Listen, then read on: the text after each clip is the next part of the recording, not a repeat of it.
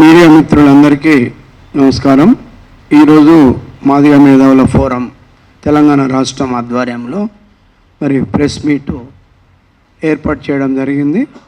ముఖ్యంగా ఈరోజు 4 అంశాల మీద ప్రెస్ మీట్ పెట్టడం జరిగింది. ముఖ్యంగా ప్రస్తుతం జరుగుతున్నటువంటి కరెంట్ సబ్జెక్ట్ ఏదైతే ఉందో సుప్రీంకోర్టు తీర్పు పైన దళిత క్రిస్టియన్స్ మరియు ప్రెసిడెన్షియల్ ఆర్డర్ ఏదైతే 1950 ప్రెసిడెన్షియల్ ఆర్డర్ ఉందో దాన్ని పురస్కరించుకొని ఈ మధ్యకాలంలో లాస్ట్ మంత్ మార్చి 24 అనుకుంటా ఒక తీర్పు రావడం జరిగింది. ఆ తీర్పుకు గురించి ముఖ్యంగా సామాజిక న్యాయము, దళితుల పరిస్థితి ఏంటి అనేది మాట్లాడడం జరుగుతుంది. అదేవిధంగా ఎస్సీ ఎస్టీలకు సంక్షేమ పథకాలు మరియు దళిత డిక్లరేషన్ కాంగ్రెస్ ప్రభుత్వం రాకముందు మరొక డిక్లరేషన్ కూడా చేసింది. ఈ కార్యక్రమాలు చేస్తామని వాటి గురించి కూడా చర్చించడము, అదేవిధంగా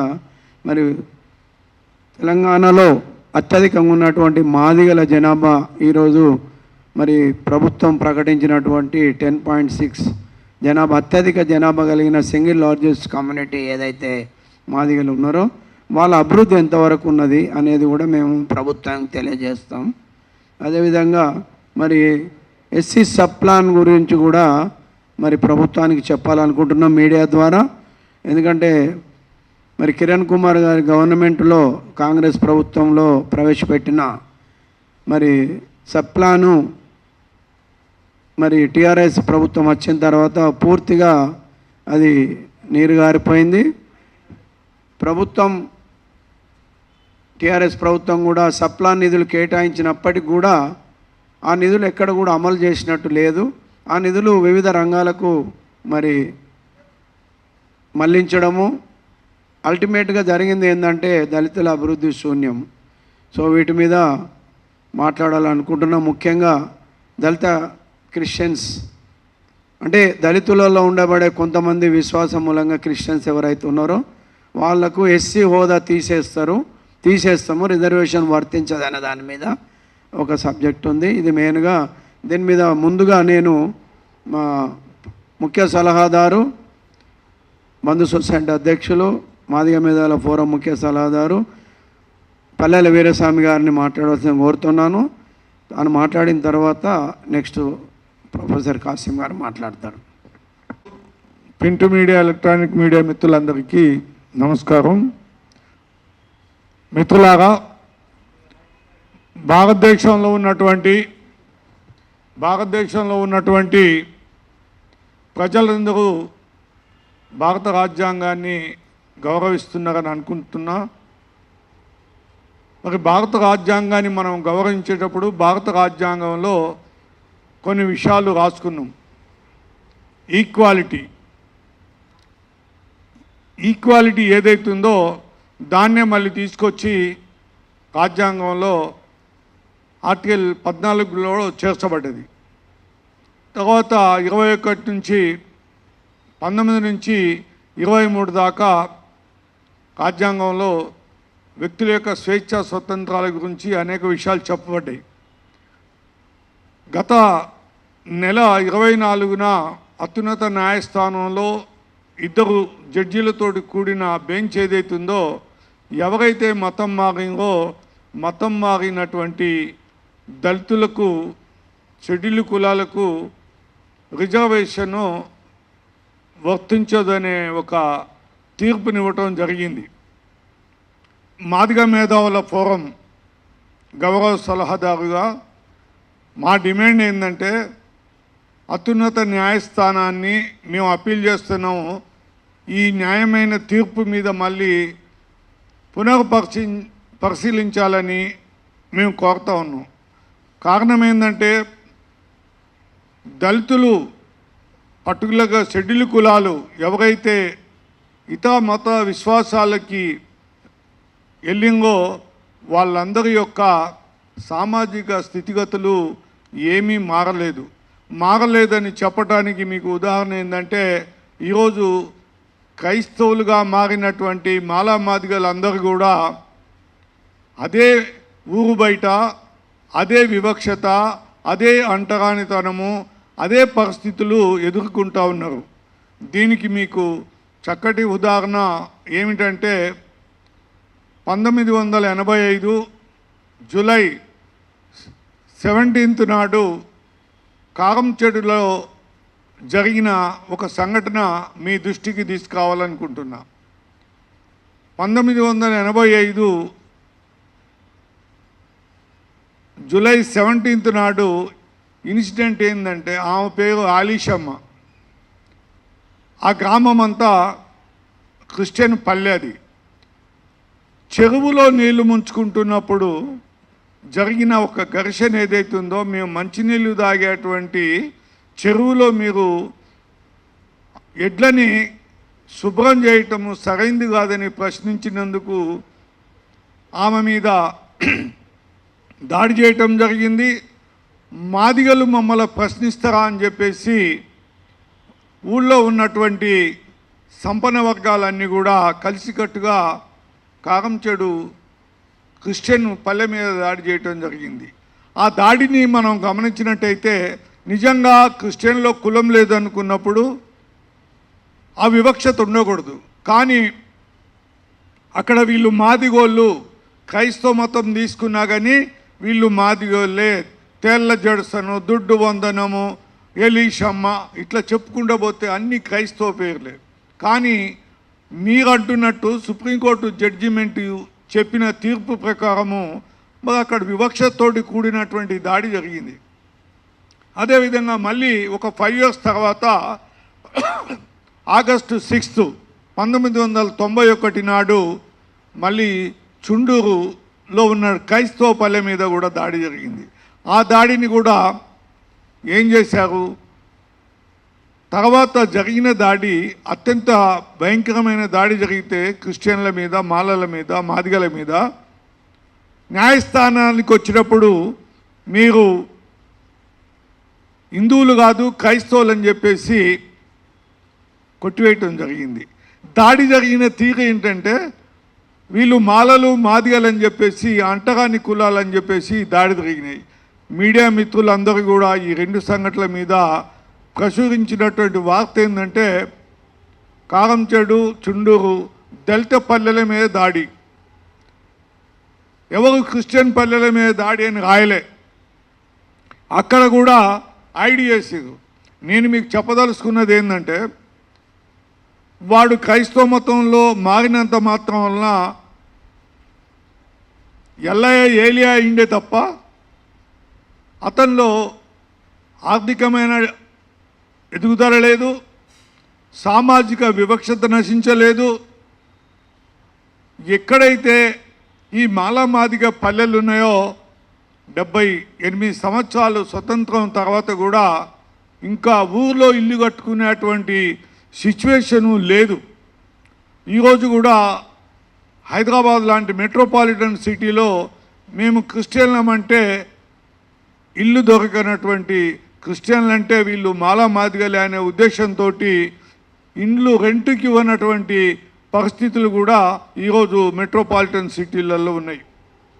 కనుక ఏదైతే సుప్రీంకోర్టు పరిశీలించిందో 1950 రాష్ట్రపతి ఉత్తర్వు ఏదైతుందో అది 6 months తర్వాత నల్ అండ్ వైడ్ కావాలి.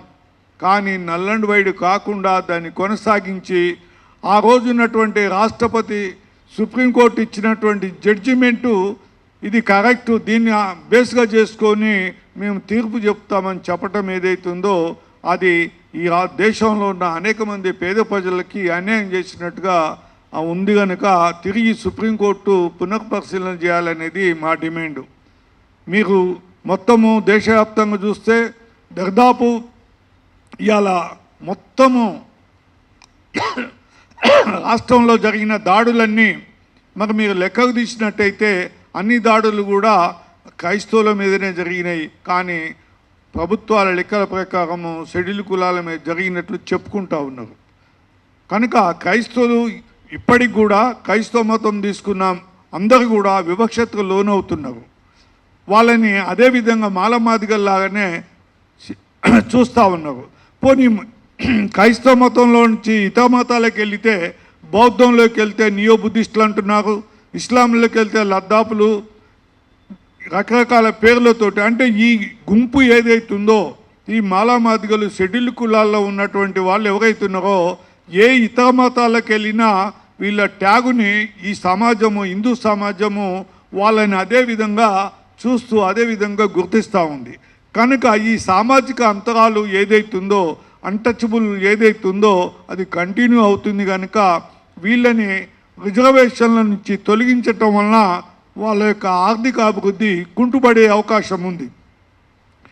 ఏదైతే అట్రాసిటీస్ యాక్ట్ ఉందో అది కొద్దిగా రక్షణగా ఉన్న ఆ చట్టాన్ని మీరు వాళ్ళలో కులాలు లేవు, క్రిస్టియన్ మతంలో కులాలు లేవు అనే సాకుతోటి మరి మీరు అది తొలగించినట్టయితే క్రైస్తవులుగా చెప్పబడుతున్న షెడ్యూల్ కులాల మీద దాడులు జరిగేటువంటి ప్రమాదం ఉన్నది. ఇవన్నీ కూడా సుప్రీంకోర్టు దృష్టిలో తీసుకోవాలి. ఎందుకంటే సుప్రీంకోర్టు అయినా హైకోర్టులైనా ప్రజల యొక్క సంక్షేమము చూడటానికి మాత్రమే ఉన్నాయి తప్ప ప్రజా వ్యతిరేకమైన తీర్పులు చెప్పడానికి లేవనేటువంటిది మేము నమ్ముతా ఉన్నాము. ఆ విధంగా తీర్పులు వచ్చినప్పుడు గౌరవ పార్లమెంటు కానీ శాసనసభ కానీ దీన్ని పునర్పరిశీలించాలని చెప్పేసి ఉన్నత న్యాయస్థానానికి అప్పీల్ చేయవలసిన అవసరం ఉన్నది.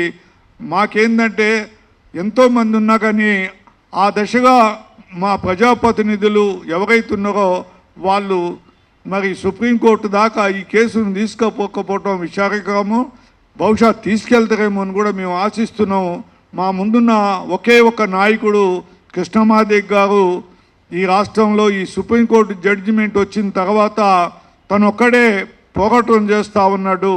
ఆయన మద్దతుగా మేమందరం కూడా కృష్ణమాదేవ్ గారికి ఎన్నుదన్నుగా ఉండి ఆయన తీసుకుంటున్నటువంటి కార్యక్రమాలని కూడా మాది, ఎందుకంటే మొత్తము ఈ రాష్ట్రంలో ఉన్న దేశంలో ఉన్న క్రైస్తవులందరికీ సంబంధించిన అంశం కనుక ఆయన ఏదైతే సామాజిక న్యాయాన్ని భుజానేసుకొని గతంలో 30 సంవత్సరాల పోరాటం తర్వాత మరి సామాజిక న్యాయాన్ని సాధించిండో అదేవిధంగా ఇప్పుడు తీసుకొని ఆయన ముందుకెళ్తున్న దాంట్లో మత సామరస్యాన్ని అదేవిధంగా ఈక్వాలిటీ తీసుకురావటం కోసము జరిగే ఈ పోరాటంలో ఆయనకు తోడుగా మాదిగ మేధావుల ఫోరం కూడా సపోర్ట్ చేస్తుందని ఈ సందర్భంగా మీకు తెలియజేస్తున్నా.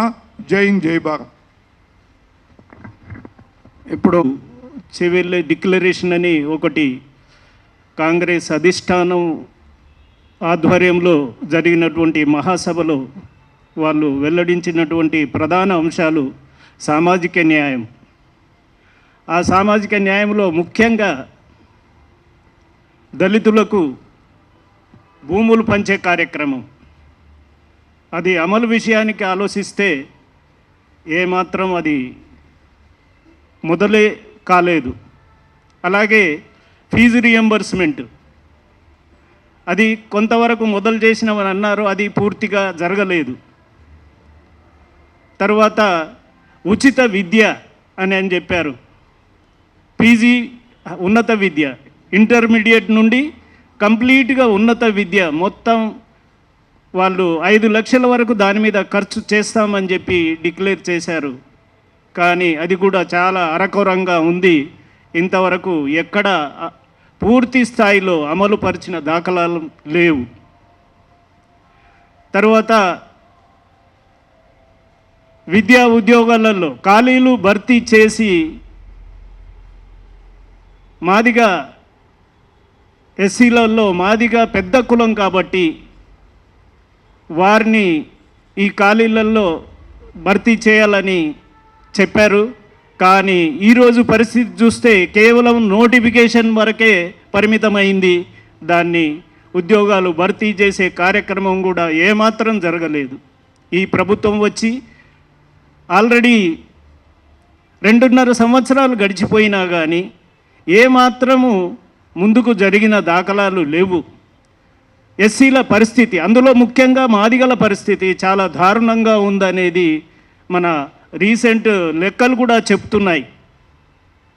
ఈ మధ్యలోనే సమగ్ర సర్వే జరిపినటువంటి సర్వే రిజల్ట్స్ని కూడా బయట పెట్టడం జరిగింది తెలంగాణ ప్రభుత్వం. అందులో అత్యధిక జనాభా కలిగినటువంటి మాదిగ కులస్తుల యొక్క ప్రోగ్రెస్ చూస్తే మాత్రం చాలా అధ్వానంగా ఉందనేది ప్రజలందరూ అర్థం చేసుకున్నారు. మేధావులందరూ దాని మీద కంచె ఐలయ్య లాంటి, తర్వాత మందకృష్ణ మాదిగ లాంటి నాయకులు కూడా దాని మీద డిబేట్ చేయడం జరుగుతుంది.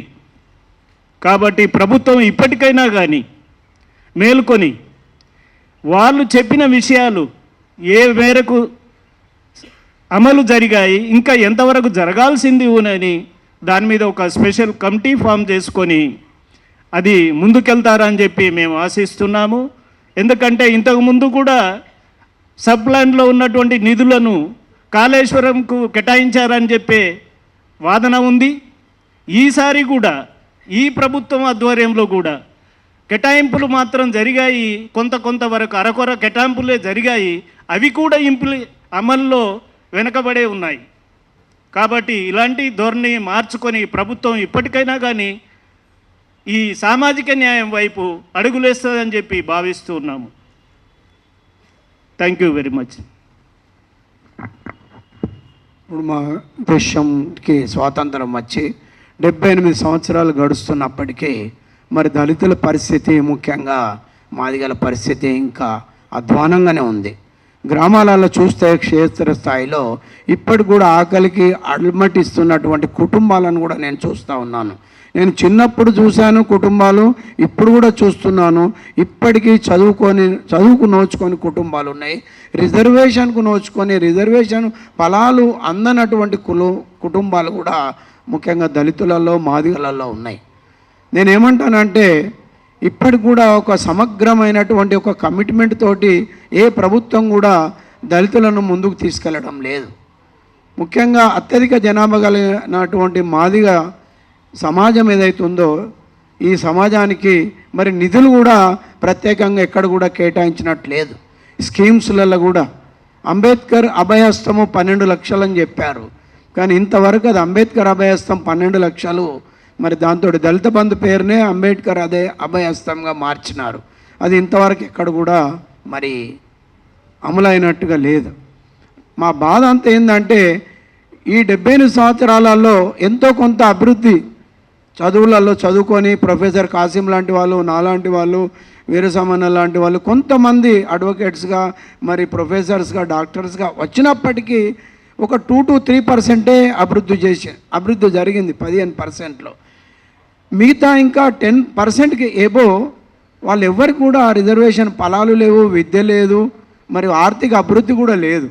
ఇలాంటి పరిస్థితులలో మరి దళిత క్రిస్టియన్స్ అని ఒక తీర్పు ముందు పెట్టి దానిలో మాకే దళితులలో హిందువులని క్రిస్టియన్స్ అని విడగొడుతూ మాకే గొడవలు పెడుతూ అభివృద్ధికి కానియకుండా ఒక నిరోధక శక్తులుగా మరి తయారైనటువంటి వ్యవస్థ మరి కేంద్ర ప్రభుత్వాన్ని ఒకటే నేను డిమాండ్ చేస్తూ ఉన్నా.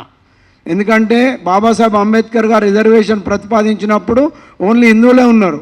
దాని తర్వాత జైన్లకు రిజర్వేషన్, ఈ దళితులు ఎవరైతే జైన్ మతంలో ఉన్నారో వాళ్ళకు కూడా రిజర్వేషన్ వర్తింపజేశారు. దాని తర్వాత బౌద్ధ మతానికి కూడా రిజర్వేషన్ వర్తింపజేశారు ఎవరైతే బౌద్ధులుగా తీసుకున్నారో. అదేవిధంగా మా డిమాండ్ ఏంటంటే దళితులు అంటే ఎస్సీలు అనేవాళ్ళు ఏ మతంలో ఉన్నప్పటికీ వాళ్ళకి వివక్ష ఉన్నది కాబట్టి వాళ్ళు చర్చిలకు వెళ్ళినా, అంటే క్రిస్టియానిటీకి వెళ్ళినా, ముస్లిం మసీదులకు వెళ్ళినా వాళ్ళ స్వతహాగా ఎవరు వెళ్ళలే. అక్కడ ఏదో వాళ్ళకు అభివృద్ధి జరుగుతుంది, వాళ్ళకి ఏదో ఫలాలు పొందుతాయి అనే దాని మీద అదొకటి. రెండోది ఏంటంటే గుడికి రానియలేని పరిస్థితుల్లో కూడా వెళ్ళడం జరిగింది. ఎన్నో మనకు దాఖలాలు ఉన్నాయి గుడికి రానియలేని అనే దాఖలాలు. కాబట్టి మేమేమంటామంటే ఒక మాదిగ మేధావుల ఫోరంగా ఈరోజున్న పరిస్థితులు ఇంకా వివక్షత ఉంది, ఇంకా అంటరానితనం ఉంది. వాళ్ళు ఏ మతంలో ఉన్నప్పటికీ కూడా వీళ్ళు క్రిస్టియన్స్ అంటే ఎస్సీలే అనేది ఒక ముద్ర సింపుల్గా అనేస్తారు. ఇంకా మిగతా మరి బీసీ వాళ్ళు ఎస్సీ క్రిస్టియన్గా కన్వర్ట్ అయితే వాళ్ళకు ఎక్కడ కూడా రిజర్వేషన్కు పోతలేదు, ఎస్టీలకు కూడా పోతలేదు, ఓన్లీ ఎస్సీలు మతం మారితేనే రిజర్వేషన్ కోల్పోతారు అనేది రాజ్యాంగంలో ఉంది. కేంద్ర ప్రభుత్వాన్ని ఒకటే డిమాండ్ చేస్తున్నాం, సమానత్వం రావాలన్నా, రాజ్యాంగ ఫలాలు అందరికీ సమానంగా అందాలన్నా మరి ఒక అమెండ్మెంట్ చేయాలి. దళితులు అనేవాళ్ళు ఏ మతంలోకి వెళ్ళినా ఎక్కడున్నా వాళ్ళకి అంటరానితనం వెంటాడుతుంది, వివక్ష వెంటాడుతుంది, కుల వివక్ష. కాబట్టి రాజ్యాంగ ఫలాలు అందరికి సమానంగా అందాలన్నా మీరు రాజ్యాంగాన్ని అమెండ్మెంట్ చేసి క్రిస్టియానిటీకి పోయిన వాళ్ళ దళిత క్రిస్టియన్స్ కూడా ఈ యొక్క రిజర్వేషన్ వర్తింపజేయాలి. ఇంకా ఏ మతంలోకి పోయినా కూడా వాళ్ళకు ఏదైతే బాబాసాహెబ్ అంబేద్కర్ 15% రిజర్వేషన్ ఇచ్చిండో విద్యా ఉద్యోగాలలో రాజకీయాలలో సేమ్ వర్తింపజేయాలి. లేకుంటే ఈ మాలో మాకే అంతరాలు ఏర్పడి గొడవలు ఏర్పడి మాకు మేమే కొట్టుకునే పరిస్థితులలో ఈరోజు జాతిని నెట్టివేయబడుతుంది ప్రభుత్వాలు. కాబట్టి రాష్ట్ర ప్రభుత్వాన్ని కూడా నేను రిక్వెస్ట్ చేస్తూ ఉన్నాను, ఒక అసెంబ్లీ తీర్మానం ద్వారా మరి ఎస్సీలందరికీ కూడా సేమ్ దళిత క్రిస్టియన్లకు కూడా ఇదే వర్తింపజేయాలనేది, రిజర్వేషన్ వర్తింపజేయాలనేది ఒక తీర్మానం ద్వారా కేంద్ర ప్రభుత్వానికి పంపినట్టయితే దానికి ఒక సైంటిటీ ఉంటుంది. అక్కడ మేము కూడా డిమాండ్ చేయగలుగుతాం. ఆల్రెడీ అనేక సంఘాలు దీని మీద పోరాటం చేస్తున్నాయి. ముఖ్యంగా మందకృష్ణ మాదిగ గారు మరి నిరంతరం దీని మీద మాట్లాడుతున్నారు. మేము కూడా దానికి సంపూర్ణ మద్దతు తెలియజేస్తున్నాం. మాదిగ మేధావుల ఫోరం తరఫున మేము చెప్తున్నాం మందకృష్ణ గారికి, మీరు నాయకత్వం తీసుకోండి. మరి ఎంఆర్పిఎస్కు 30 ఏళ్ళు నాయకత్వం చేసి దాని ఫలాలు ఇప్పుడే మరి స్టార్ట్ అయినాయి. మళ్ళీ ఇప్పుడు ఆ ఫలాలు వర్గీకరణ జరిగినాక మళ్ళీ కొత్త సబ్జెక్ట్ వచ్చింది. కాబట్టి మీరు అత్యంత ప్రియమైన నాయకులు మన మోడీ గారికి మీరు దీన్ని భుజాన వేసుకొని ఈ అంతరాలు లేకుండా, అంతరాలు లేని సమాజం ఇప్పటికైనా రాజ్యాంగం ప్రకారంగా అందరికీ సమాన అవకాశాలు రావాలనేదే మన యొక్క ఇది. కులాలకు మతాలకు అతీతంగా రాజ్యాంగం కల్పించిన హక్కులు అందరూ సమానం పొందుకోవాలి. ఆర్టికల్ 25 క్లియర్గా ఉంది. విశ్వాసము ఎవరిష్టం వాళ్ళు, మత విశ్వాసం. కాబట్టి దానికి కులానికి సంబంధం లేదు. అరే బడికి రాని అని రోజులలో కొంతమంది బడికి పోయినారు, అక్కడ క్రిస్టియన్స్ బడికి రానిచ్చారు. గుడికి రాని అని రోజుల్లో గుడికి రానిచ్చారు వాళ్ళు. అట్లా కొంతమంది పోయినారు, అంత మాత్రాన వాళ్ళ యొక్క వివక్ష పోలేదు. కాబట్టి దీన్ని మరి మందకృష్ణ గారు సీరియస్గా తీసుకొని కేంద్ర ప్రభుత్వానికి మరి భారత ప్రభుత్వానికి మరి మాట్లాడి మరి పార్లమెంటులో యాక్ట్ కూడా చేయాలి. ఎందుకంటే 1950 ప్రెసిడెన్షియల్ ఆర్డర్ ఏదైతే ఉందో అది ఓన్లీ ఆర్డర్, అది ఇన్వాలిడ్. ఒక 6 మంత్స్కే 1950లో చేసిన ఒక ప్రెసిడెన్షియల్ ఆర్డర్ అంటే క్యాబినెట్ ఇన్ఫ్లుయెన్స్ ద్వారా అనేక ఆర్డర్స్ వస్తాయి, రాష్ట్రపతి గారు ఉత్తర్వులు జారీ చేస్తారు. కానీ రాజ్యాంగంలో ఎక్కడ లేదు, ఆర్టికల్లో ఎక్కడ లేదు ఇది. ఈ దళిత క్రిస్టియన్స్కు మారినప్పుడు దళితులు క్రిస్టియన్లుగా మారితే ఎస్సీ హోదా గౌలిపోతారని రాజ్యాంగంలో ఎక్కడ కూడా లేదు ఆర్టికల్లో, ఓన్లీ ప్రెసిడెన్షియల్ ఆర్డర్ ఉంది. కాబట్టి ఇది కేంద్ర ప్రభుత్వం దీన్ని వెంబడే మరి అమెండ్మెంట్ చేయాలి. ఇప్పటికైనా ఈ కుల వివక్షత పూర్తిగా రూపుమాపడానికి కేంద్ర ప్రభుత్వం కట్టుబడి ఉండాలి. ఎందుకంటే కులాలు ఉన్నన్ని రోజులు రిజర్వేషన్ ఉండవలసిందే అనేది బాబాసాహెబ్ అంబేద్కర్ చెప్పిండు, రాజ్యాంగం కూడా చెప్తుంది. కాబట్టి మాకు కూడా అవసరం లేదు రిజర్వేషన్స్. ఎప్పుడు మా కుల వివక్షత పోయి దళితులు అంటే వివక్షత లేకుండా ఊరుకు అవతల పెట్టి వాళ్ళను అంటరాని వాళ్ళగా చూస్తే మరి రిజర్వేషన్ అనుభవిస్తుంది. ఈరోజు ఈడబ్ల్యూఎస్ రిజర్వేషన్ కూడా 10% ఉన్నత వర్గాలు తీసుకుంటున్నాయి. వాళ్ళు ఉన్నత వర్గాలలో ఎంతమంది ఉన్నారు? ఎకనామికల్ వీకర్ సెక్షను 2%, 3% ఉన్నారు, కానీ 10% తీసుకుంటున్నారు. కాబట్టి కేంద్ర ప్రభుత్వం ఇప్పటికైనా ఆలోచించి ఒక సమగ్రంగా దీన్ని, ఇంతకుముందు రంగనాథ్ మిశ్రా కమిషను దళితులు క్రిస్టియన్లు మారిన వాళ్ళ ఆర్థిక పరిస్థితి మారలేదు, సామాజిక పరిస్థితి మారలేదు అనేది ఒక రిపోర్ట్ ఇవ్వడం జరిగింది. ఆ రిపోర్ట్ను పక్కన పెట్టి మళ్ళీ బాలకృష్ణ కమిషన్ అని వేశారు. ఆ రిపోర్ట్ ఇంతవరకు రాలే. కాబట్టి రాజకీయాలు ఎప్పుడు కూడా ప్రజల సంక్షేమం కోసము, ప్రజల అభివృద్ధి కోసము, ప్రజల ఐక్యత కోసం పనిచేయాలి రాజకీయాలు. కానీ రాజకీయాలు విడగొట్టి ఎక్కడికక్కడ మేము ప్రభుత్వం చేస్తా అంటే కూడా నడవదు. కాబట్టి అందరము ఎస్సీ ఎస్టీ బీసీ మైనారిటీలు అందరం కూడా ఏకంగా ఐక్యతగా అన్ని విషయాల కోసము రాజ్యాంగ ఫలాలు అందరికీ అందాలనే దాని మీద మాదిగ మేధావుల ఫోరం పోరాటం చేస్తుంది. అదేవిధంగా మందకృష్ణ గారు దీన్ని ముందుకు తీసుకెళ్లడంలో కూడా మేము మద్దతు తెలుపుతాము, ఆయనతో ఉంటాం అనేది కూడా మరొకసారి తెలియజేస్తున్నాము. Thank you very much.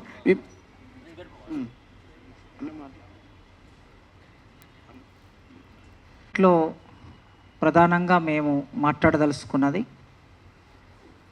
Supreme court Dalit క్రిస్టియన్లకి SC హోదా వర్తించదు, వాళ్లకు రిజర్వేషన్ వర్తించదు అని తీర్పిచ్చింది. ఆ తీర్పు సరైంది కాదని, ఆ తీర్పును పునఃసమీక్షించాలని కేంద్ర ప్రభుత్వం వెంటనే జోక్యం చేసుకొని ఆ తీర్పును పక్కన పెట్టి ఇప్పటి వరకు ఎస్సీలు రాజ్యాంగబద్ధంగా వస్తున్న కొద్దిపాటి రిజర్వేషన్లని అదేవిధంగా కొనసాగించాలని, వారి మీద జరుగుతున్న దాడులు కులపరమైన దాడులుగా పరిగణించి ప్రభుత్వం చట్టం ప్రకారము దాడులు చేస్తున్న వాళ్ళ మీద చర్యలు తీసుకోవాలని ఈ ప్రెస్ మీట్ యొక్క ప్రధాన ఉద్దేశం. మిత్రులారా, మీ అందరికీ తెలుసు, భారత రాజ్యాంగంలో ఆర్టికల్ 25 ఉంది. ఆర్టికల్ 25 ఏం చెప్తుందంటే మతం గురించి చెప్తుంది, మత స్వేచ్ఛ గురించి చెప్తుంది. భారతదేశంలో పుట్టిన పౌరులు ఎవరైనా వాళ్ళ వ్యక్తిగత ఆచరణలో భాగంగా మతాన్ని నమ్ముకోవచ్చు, మతాన్ని విశ్వసించవచ్చు, తాము నమ్మిన మతాన్ని ఆచరించవచ్చు, ప్రచారం చేయవచ్చు. ఇతర మతాలకి ఇబ్బంది కలగనంత వరకు ఆర్టికల్ 25 ప్రకారం ఏ పౌరుడైనా ఏ మతాన్నైనా నమ్ముకోవచ్చు, ఆచరించవచ్చు, ఆ పూజా విధానాన్ని అమలు చేయొచ్చు, ఆ మత విశ్వాసాలని ఇతరులకు చెప్పవచ్చు. ఇది ఆర్టికల్ 25 చెప్తుంది. మత స్వేచ్ఛ అంటాం దీన్ని. ఇది ప్రాథమిక హక్కు. రాజ్యాంగంలో ప్రాథమిక హక్కులకి వ్యతిరేకంగా ఏ చట్టాలు ఏ తీర్పులు చెయ్యకూడదు అని ఒక ప్రిన్సిపల్ ఉంది. మత స్వేచ్ఛ అనే ప్రాథమిక హక్కుకు వ్యతిరేకంగా 1950లో ప్రెసిడెన్షియల్ ఆర్డర్ వచ్చింది. అదే ఆర్డర్ను ఇప్పుడు సుప్రీంకోర్టు రెఫరెన్స్గా తీసుకొని తీర్పిచ్చింది. కనుక ప్రాథమిక హక్కుకు ఇబ్బంది కలిగే తీర్పులు చట్టాలు ఏవి చెల్లనేరవు అని భారత రాజ్యాంగం చెప్తుంది. ఒకవేళ రాజ్యాంగ మౌలిక సూత్రాన్ని మార్చాలనుకుంటే కూడా భారత పార్లమెంటుకు సాధ్యం కాదు. మౌలిక సూత్రం, ఆ మౌలిక సూత్రాల్లో ప్రాథమిక హక్కులు ప్రధానమైనవి. అందుకే సుప్రీంకోర్టు ఇచ్చిన తీర్పును భారత పార్లమెంటు దాన్ని రద్దు చేసి 1950 నాటి ప్రెసిడెన్షియల్ ఆర్డర్ను కూడా రద్దు చేసే ఒక ఆర్డర్ను, ఒక చట్టాన్ని కేంద్ర ప్రభుత్వం తీసుకురావాలని మోడీ గారికి మాదిగ మేధావుల ఫోరం తరపున విజ్ఞప్తి చేస్తున్నాం. అమిత్ షా గారికి విజ్ఞప్తి చేస్తున్నాం. ఈ దోబూజులాట వద్దు. రాజకీయపరమైన ఎత్తులు జిత్తులు ఎత్తుగడలు అవసరం లేదు. సూటిగానే మాట్లాడుతున్నాం మేము. మాదిగ మేధావుల ఫోరం ఏ సంఘానికి అనుబంధ సంఘం కాదు, సంస్థ కాదు. ఏ పార్టీకి అనుబంధం కాదు, అనుబంధ సంఘము కాదు. ఇది ఒక ఇండిపెండెంట్ రిజిస్టర్డ్ బాడీ మాదిగ మేధావుల ఫోరం. ఈ రిజిస్టర్డ్ బాడీ న్యాయబద్ధంగా ఎవరు మాట్లాడినా ఎవరు పోరాటం చేసినా వారికి మద్దతుగా ఉంటుంది. అదేవిధంగా ప్రభుత్వాలు దళితులకు వ్యతిరేకంగా ఏవైనా చట్టాలు తీసుకొచ్చినప్పుడు లేదా ఏవైనా తీర్పులు కోర్టులు ఇచ్చినప్పుడు వాటిని, అందులో ఉన్న అశాస్త్రీయతని నిర్ద్వందంగా ఖండిస్తుంది. సుప్రీంకోర్టు తీర్పును మేము నిర్ద్వందంగా ఖండిస్తున్నాం. ఆ జడ్జీలకి తెలియంది కాదు, వాళ్ళందరికీ తెలుసు. సుప్రీంకోర్టులో ఉన్న జడ్జీలు లాయర్లు, వివిధ కోర్టులో ఉన్న జడ్జీలకి లాయర్లకి దేశంలో ఏం జరుగుతుందో అందరికీ తెలుసు. మతం మారినంత మాత్రాన భారతదేశంలో ఒక మనిషి సామాజిక అస్తిత్వం రద్దు కాదు. ఏ మతం మారినా సరే ఈ దేశంలో ఉన్న వారి సామాజిక అస్తిత్వం ఎట్టి పరిస్థితుల్లో రద్దు కాదు.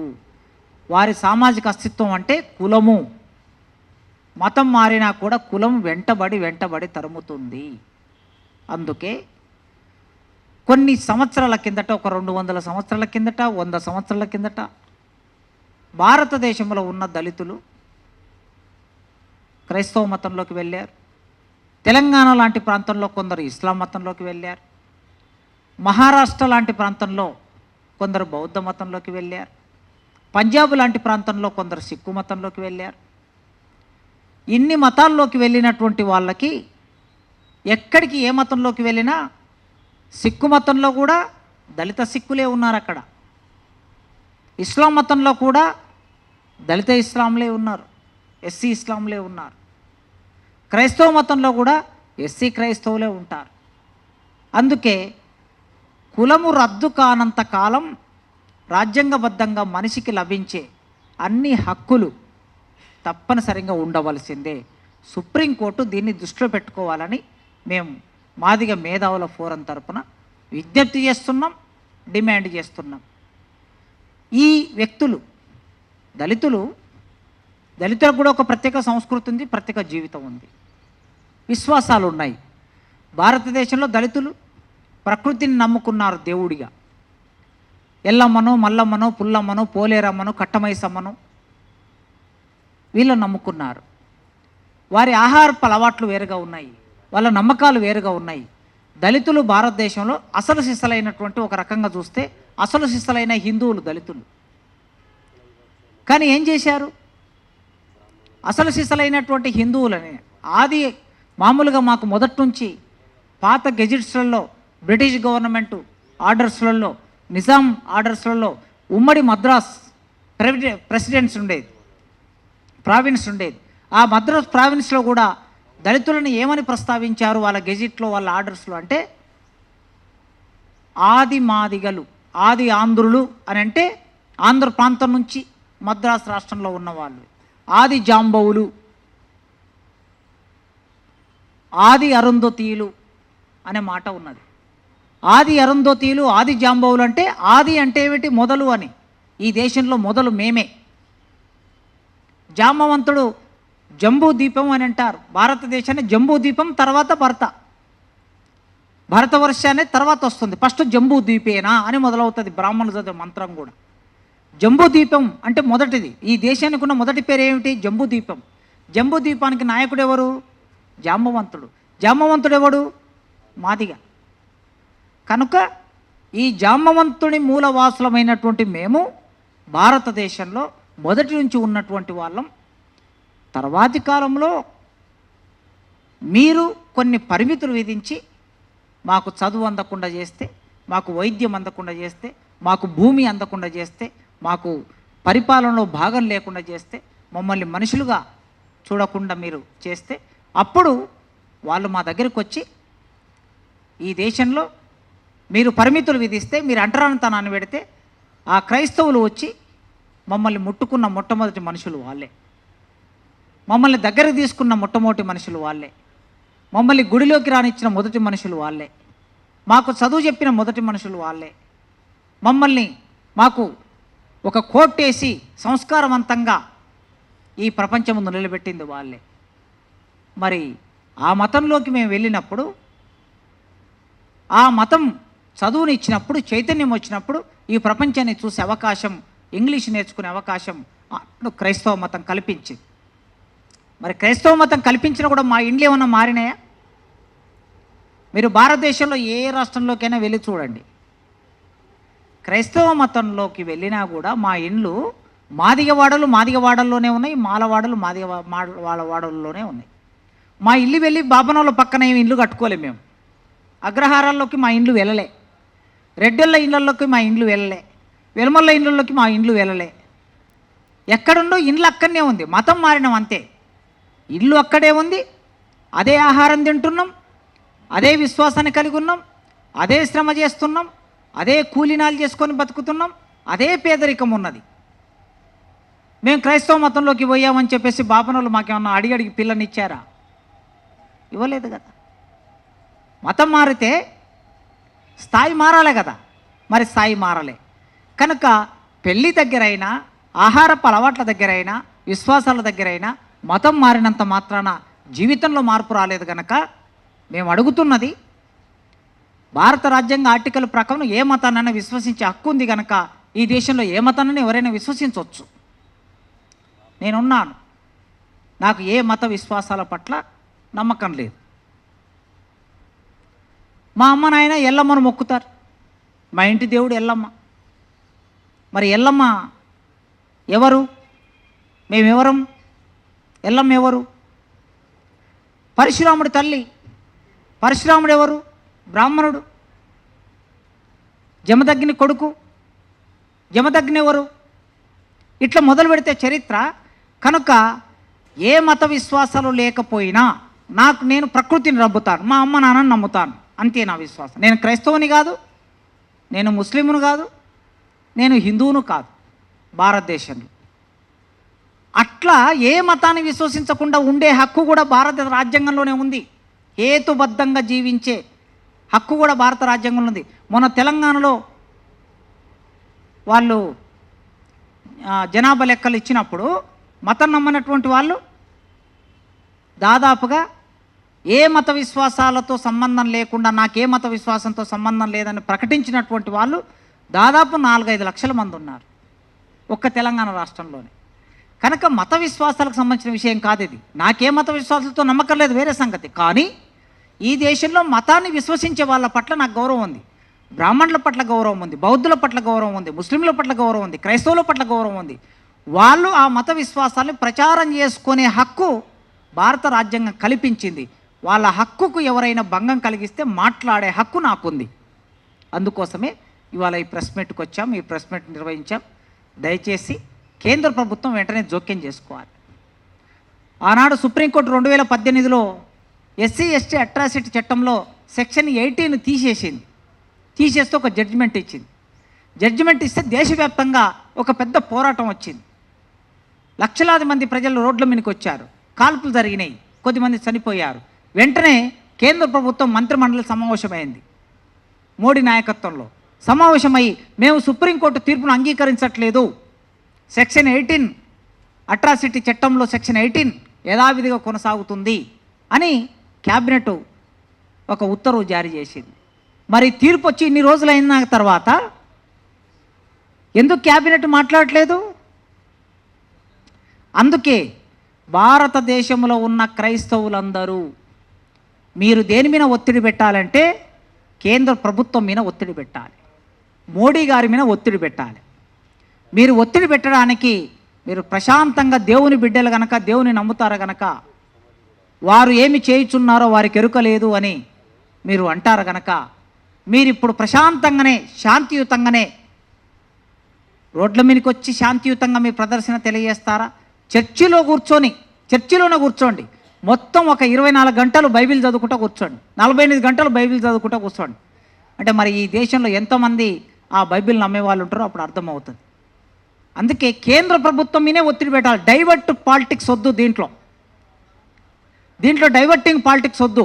నేరుగా కేంద్ర ప్రభుత్వం చేయవలసింది, కేంద్రమే జోక్యం చేసుకోవాలి. ఇందులో కేంద్రమే చట్టం చేయాలి, పార్లమెంటే చట్టం చేయాలనేది మాదిగ మేధావుల ఫోరం తరఫున మేము డిమాండ్ చేస్తున్నాం. Thank you.